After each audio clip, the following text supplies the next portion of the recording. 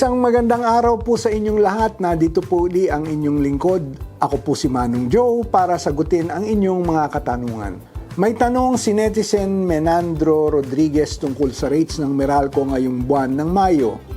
Hindi ba usually tumataas ang rate kapag summer? Bakit ngayon bumaba? Anya?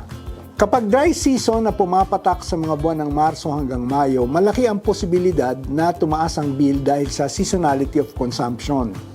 Pero ngayong buwan ng Mayo, bumaba ng halos 75 centavos per kilowatt hour ang singil sa kuryente.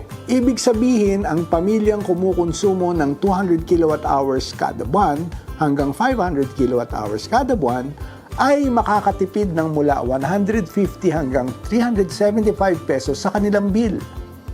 Dalawa ang dahilan ng bawas singil ngayong buwan.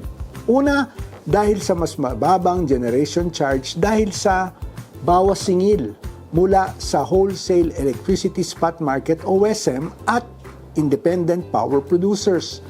Pangalawa, bumaba rin ang transmission charge na binabayad sa National Grid Corporation dahil naman sa decrease sa ancillary charges. Sana ay naliwanagan kayo sa explanation na ito kung bakit bumaba ang singil sa kuryente ngayong Mayo. Para sa iba pang katanungan, Ask Manong Joe lang hanggang sa muli.